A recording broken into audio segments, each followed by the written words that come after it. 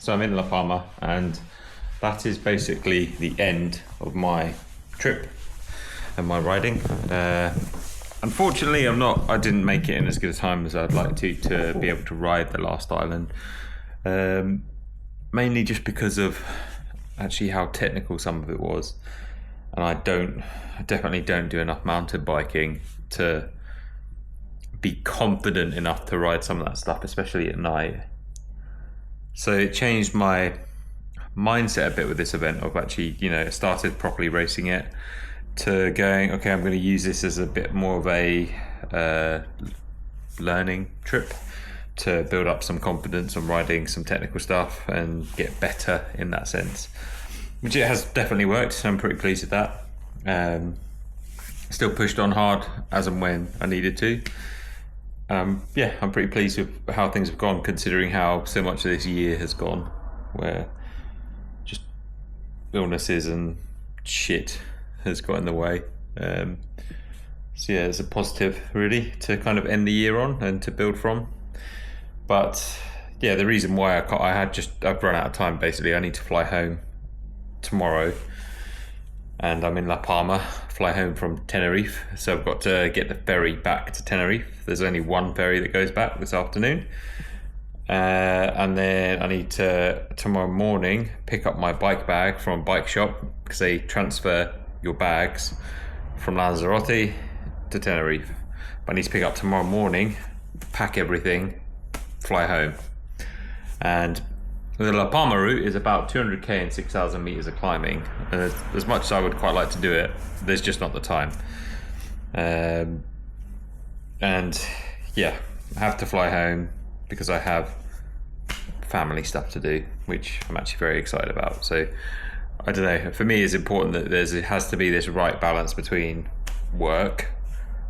Doesn't matter what your job is. Like for me, yes, doing this sort of stuff and riding a bike is one of my jobs, but also your home, like personal life balance. It's really important to have that. And I made plans with my partner months ago, and I'm not changing them. So yeah, being blunt, that's why. Anyway, before I pack everything up, I thought I'd kind of run through, while I'm in this little hotel, sort of the stuff that I had on me, what I used, what was really useful, because I know a lot of people like to know that kind of thing, so I thought I'd do it a bit.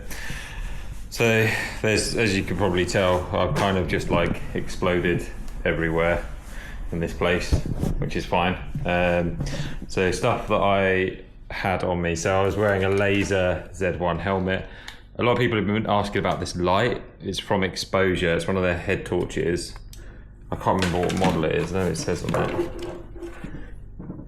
Exposure HT1000, and it is fantastic. I'm really big fan of this. You cable tie it onto the helmet on the front and back. That's the battery. Then you've got the cable and the light on the front, and it doesn't weigh a lot, so actually it's really nice to ride. Jeez, salty. It's really nice to ride with because it doesn't weigh a lot. And then I was using a Garmin Heart Rate Pro heart rate, and I bought one of these core body temperature sensors after getting heat stroke, just to be able to keep a bit of a tabs on that. So I don't know how good it is or how accurate it is, but it gave me a number to check in on. And then wearing a heart rate strap, the Pro one, because it just seems a bit more bomb proof, also ridiculously salty. Sunglasses, these are Vulcans from Sungod.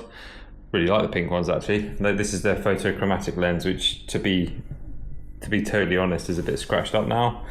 I always like doing ultras in these kind of lenses because they go light when it's dark, and they go dark when it's sunny.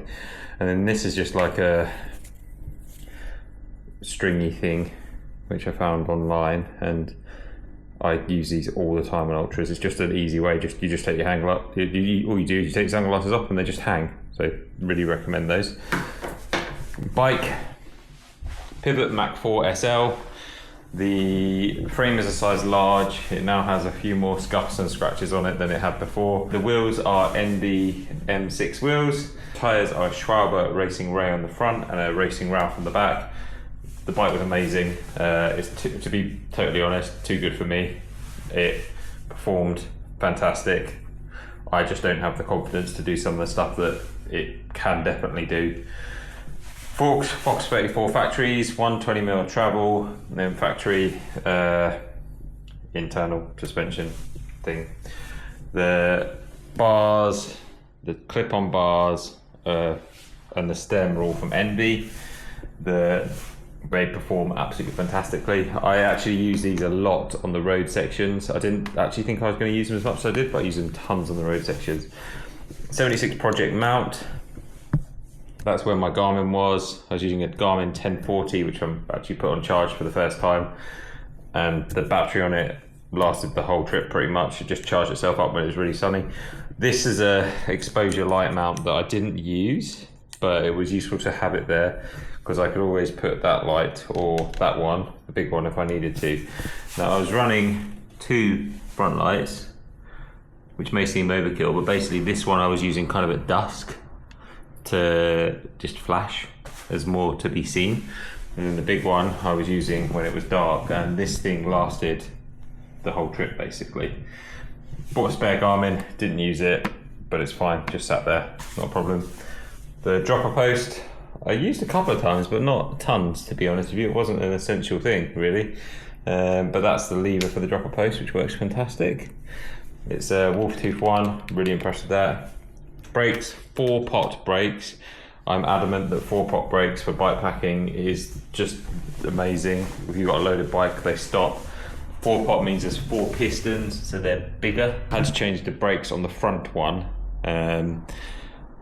They were cooked, and the rear one I'm going to have to change the brakes on when I get home, but a bit more of a pain to get to them because I think you're supposed to set this bike up with 180 rotors front and rear. With a 160 it's really hard to get to the brake, as you will probably be able to see there. That's the only downside I'd say, really. Bags from Tailfin. This front side I just had a bladder in it, a 3-litre bladder, absolutely spot on, worked perfectly. That actually was just great to have that reassurance to know I had 3 litres there as well as the 2 litres on my back.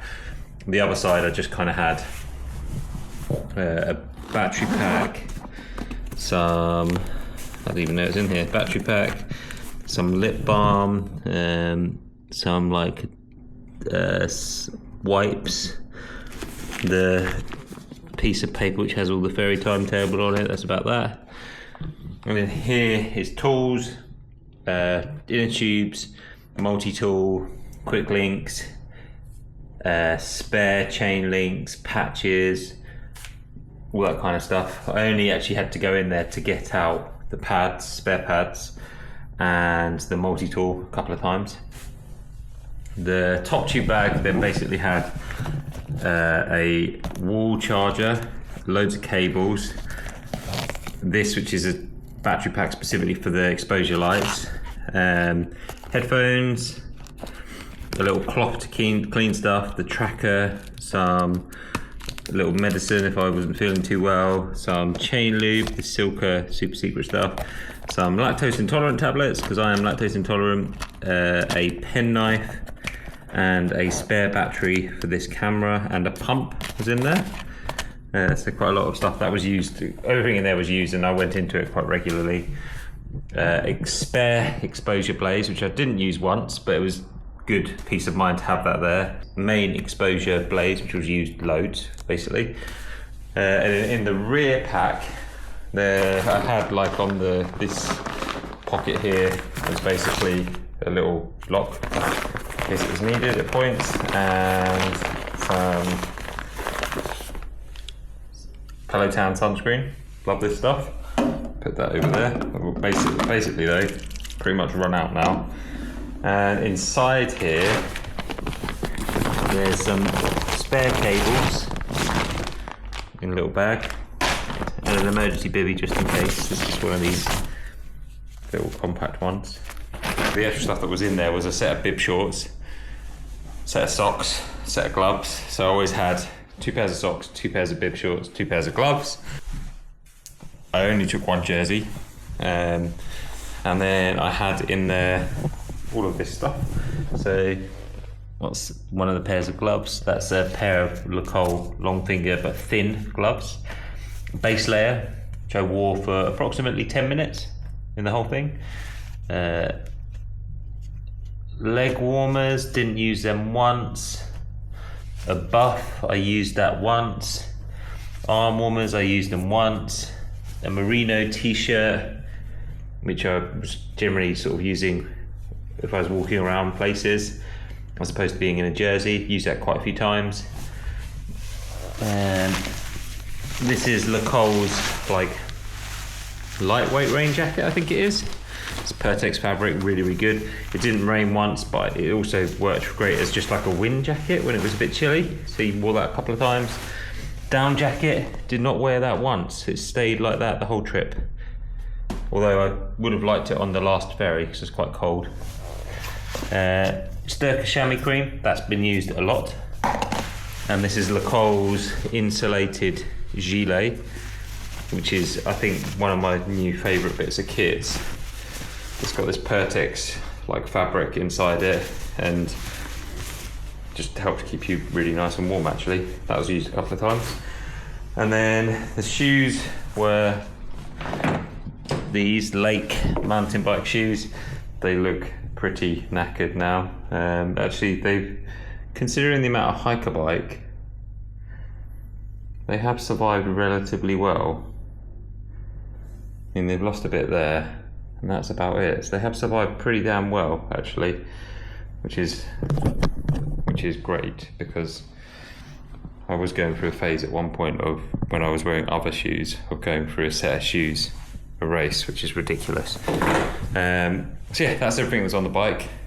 Don't think there's anything else. I took like a small amount of Styrkr nutrition. I didn't take tons because I knew I could get stuff on the route, and I was buying things like on the route while I was riding. But I took enough for the first 2 days, and that was a mix of things like the powder, the Mix 90, some gels, some bars, and I took a lot of salt tablets. I took 2 tubes of salt tablets, and I've almost used 2 tubes of salt tablets as well. And then I was buying like flapjacks on the route, sweets on the route, crisps as well. I just really fancied like crisps, which is weird because I don't really like crisps. But I think that's kind of everything that I took. So hopefully that's somewhat useful. If you have any questions on any of it, please let me know in the comments and I will get back to you on that. But yeah, I've got a bit of time today. It's 10 o'clock. The ferry's this like middle of the afternoon, so I'm gonna get everything packed up. The race or the event itself will, as I said, they transfer your bike bags to Tenerife because it's the most likely place you can fly back home from, depending where you're from. But they will also transfer a small like hand luggage size bag to the finish of the event. So what I did was I used the Tailfin panniers as my hand luggage and basically put one inside the other one, so it was just one bag while I was doing the event. And now I have that back, so I can kind of spread stuff out a bit better on the bike, which is quite nice. But yeah, anyway, I'm going to do a little bit of riding before I go. Hopefully that was somewhat useful. If you have any questions on any of it, please drop it in the comments. And thanks for watching this short video series on Granguanche Trail. I believe I'm back in January doing the road one, which will be good, and gonna proper have a crack at that, I think. Anyway, see you soon. Bye. Travel's back on. Bye. With normal milk. So I'm back in Tenerife after a bit of time in La Palma and riding to my hotel that I'm staying in until I fly home. Basically, I chose to get a hotel that's nearer to where my bike bag is so that I can pack it up. But it means a 16k ride, about 300 meters of climbing, but when I get there I can chill.